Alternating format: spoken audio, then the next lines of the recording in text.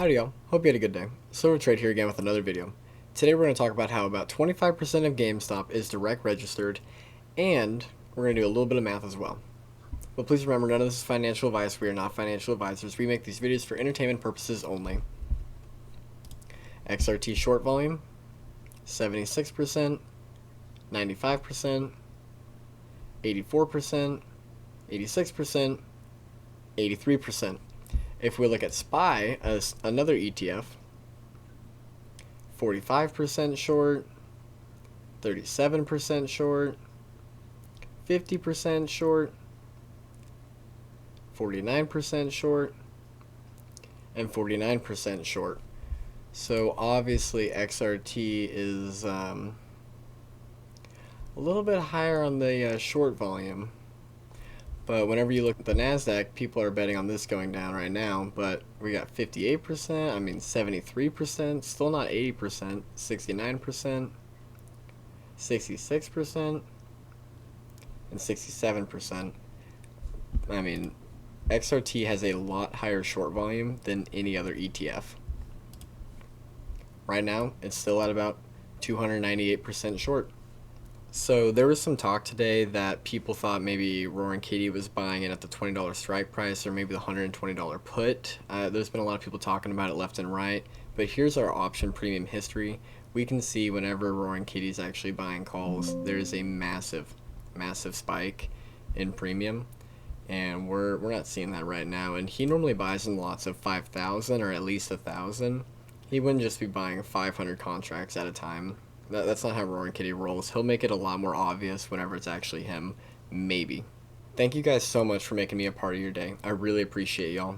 So when you ask Google how many shares are held by retail for GameStop, it's about 65% is what Google thinks. And so Roaring Kitty back in the day, his last 10 posts, he's gotten about 4 million views on each one of his posts. Google says 65% is held by retail investors. 65% of 426 million, which is the total float for GameStop, 65% of 426 million is 276 million. And let's say Roaring Kitty's last 10 posts have gotten at least 4 million views. Let's just cut that in half for fun. If we were to divide 276 million by 2 million, that would give us an average of 138. And that seems like a very low number to me. And even though this info is from March, so like, almost 5 months ago, back then, we had 75 million, about 25% of the shares were directly registered. So that means they're quote unquote locked up. But please remember, none of this is financial advice.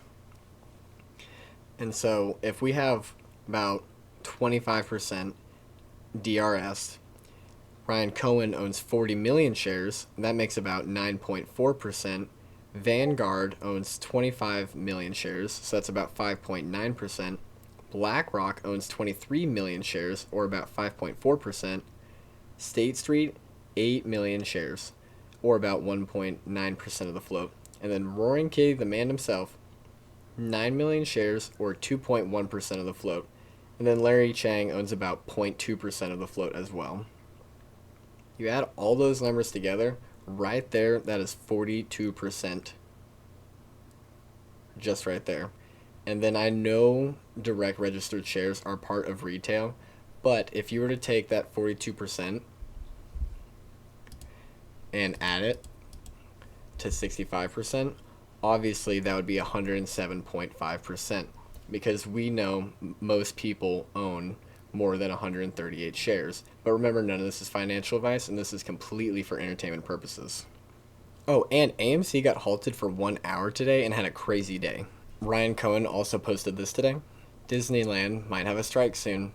So GameStop on the 1 day doesn't really look too amazing. We're under all the moving averages, so starting to curl down. The MACD doesn't look good, and we're even below the 50 on the RSI.